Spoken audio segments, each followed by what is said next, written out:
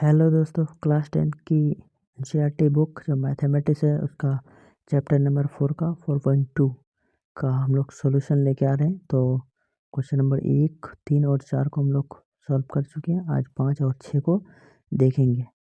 तो 5 और 6 को आज सॉल्व करेंगे। तो इससे पहले आपको अगर वीडियो अच्छा लगता है तो वीडियो को लाइक और सब्सक्राइब ज़रूर कर दीजिएगा और साथ में कॉमेंट करके ये भी बताना कि आपको वीडियो कैसा लगा।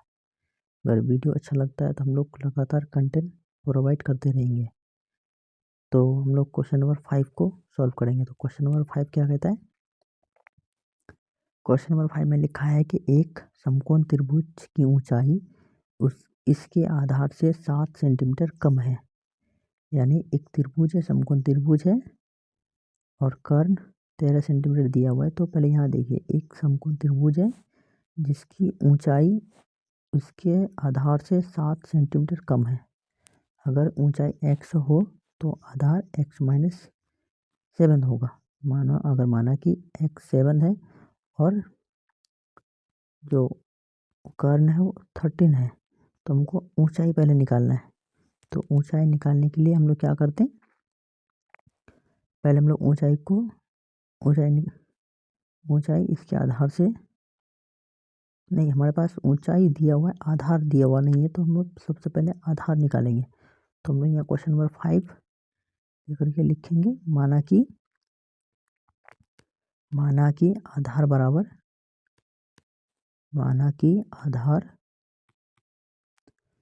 बराबर x है, ये हम लोग मान सकते हैं। उसके बाद जो ऊंचाई है आधार से 7 सेंटीमीटर कम है, तो ऊंचाई हो गया आधार से 7 सेंटीमीटर कम, मतलब x माइनस 7 या x माइनस 7 हो गया। उसके बाद हमारे पास कर्ण दिया हुआ है 7 सेंटीमीटर। उसके बाद हमारे पास कर्ण दिया हुआ है, कर्ण हमारे पास कितना है, 13 सेंटीमीटर। अब हम इसको किस विधि से निकालेंगे? तो हम लोग, एक आइडिया होता है कि इसे हम लोग पाइथागोरस से ही निकालेंगे। तो पाइथागोरस पाइथागोरस प्रमेय से इसको हम लोग निकालेंगे। तो पाइथागोरस प्रमेय का जो सूत्र होता है वो क्या होता है कि h स्क्वायर होता है, उसके बाद equal to p square plus b square होता है। तो हमारे पास h स्क्वायर 13 दिया हुआ है, p स्क्वायर x दिया हुआ है और b स्क्वायर x माइनस 7 दिया हुआ है।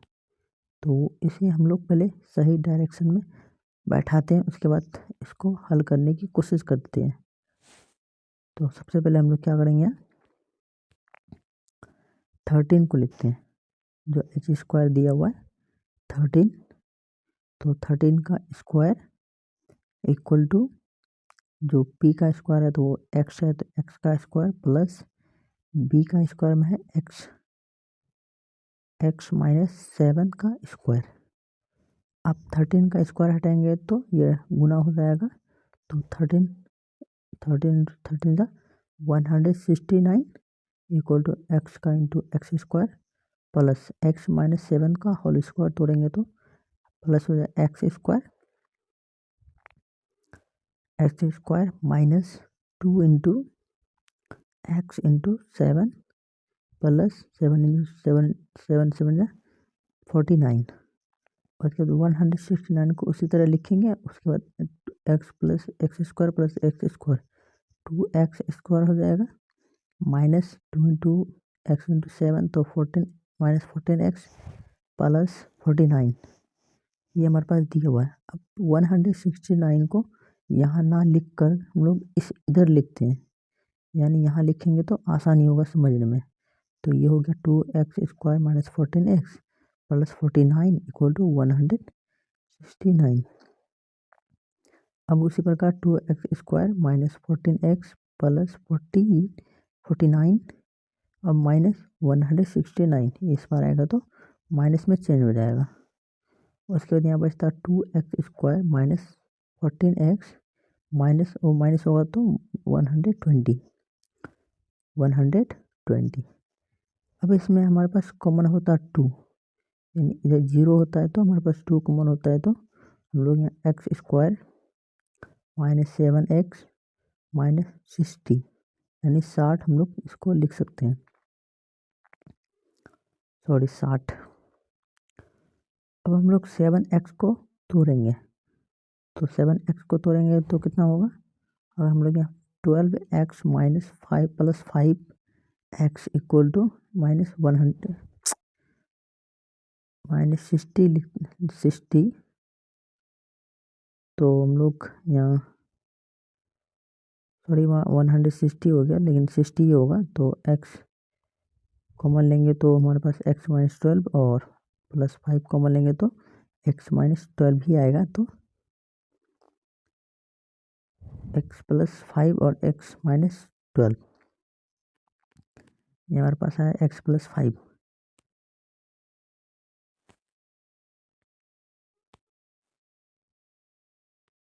और x -12। तो x +5 आया तो हम लोग यहाँ लिख सकते हैं x इक्वल टू हम लोग 0, तो x इक्वल टू -5 ये हमारे पास आएगा।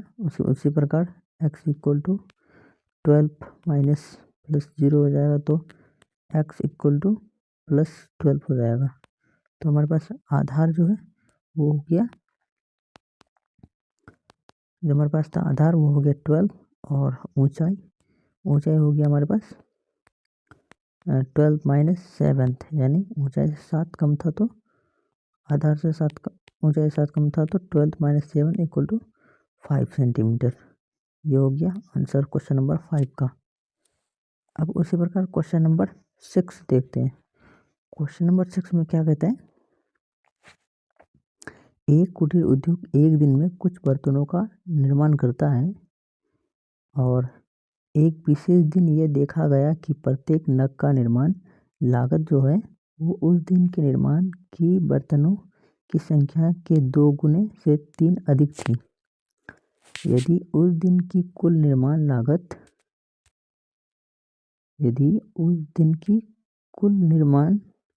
लागत 90 रुपये थी, तो निर्मित बर्तनों की संख्या और प्रत्येक नग की लागत ज्ञात कीजिए। यानी हमारे पास ये दिया हुआ है, तो सबसे पहले हम लोग को निकालना है बर्तनों की संख्या और एक नग की लागत। तो क्वेश्चन नंबर 6, माना कि बर्तनों की संख्या यानी बर्तन जो है उनकी कुल संख्या हमारे पास कितना है x। ये हमारे पास दिया हुआ नहीं है, तो इसको हम लोग मान लेते हैं। तो हमारे पास कुछ भी मान ले सकते हैं x y, तो हम लोग मान लिए x। तो हमारे पास बर्तनों की संख्या हो गया x। अब उसी प्रकार जो एक नग की लागत है वो बर्तनों की संख्या से 2 गुने से 3 अधिक है। जो एक नग की लागत है वो कितना है हमारे पास, बर्तनों की संख्या से 2 गुने से 3 अधिक है, तो 2x + 3 हो गया। अब हम लोग प्रश्न से आते हैं। कुल लागत हमारे पास दिया हुआ है 90 रुपये, तो कुल लागत है हमारे पास 90 रुपये। अब प्रश्न से देखते हैं, प्रश्न से क्या होगा, x into 2x + 3 equal to 90 यानी 90 हो गया। उसके बाद उसको गुना करेंगे तो 2x² + 3x इक्वल टू 90। अब इसको पहले 90 को इस तरफ लेके आते हैं, 2x² + 3x -90 इस पर आएगा, तो उसके बाद 3x को तोड़ेंगे, यानी फिर इसको गुणनखंड के द्वारा तोड़ेंगे, तो 2x², तो यहाँ हो जाएगा हम लोग का +15x यानी 15x और -12x लिखते हैं, तो हमारे पास 3x आ जाता है, तो +15x -12x और -90। अब हमारे पास कॉमन क्या होता है, 2x नहीं, 2x कॉमन नहीं होगा, कॉमन होगा x। तो हम लोग यहाँ x कॉमन लेंगे तो 2x हो जाएगा +15 यानी 15 आएगा, और माइनस ये हम लोग कॉमन 6 लेंगे तो ये हो जाएगा 2x प्लस 15, यहाँ पर हो गया 15, तो x माइनस 6 और 2x प्लस 15। अब इसको मूल के हिसाब से लिखेंगे, तो जब हम इसको मूल के हिसाब से लिखते हैं तो ये हो जाएगा +6 और ये हो जाएगा x इक्वल टू -15/2। अब हमारे पास दिया हुआ कि नहीं था बर्तनों की संख्या, तो हमारे पास बर्तनों की संख्या हो गया, बर्तनों की संख्या हो गई हमारे पास 6 और कुल लागत हो गया हमारे पास जो नग की लागत थी वो हो गया 6 × 2 + 3 यानी 2 × 6 + 3 कुछ भी मान सकते हैं। तो ये हो गया बर्तन 6 दूना 12 और +3 यानी 15 यानी 15 रुपये एक नग की लागत हो गया। यह हो गया आपका आंसर। वीडियो कैसा लगा कमेंट में ज़रूर बताएं।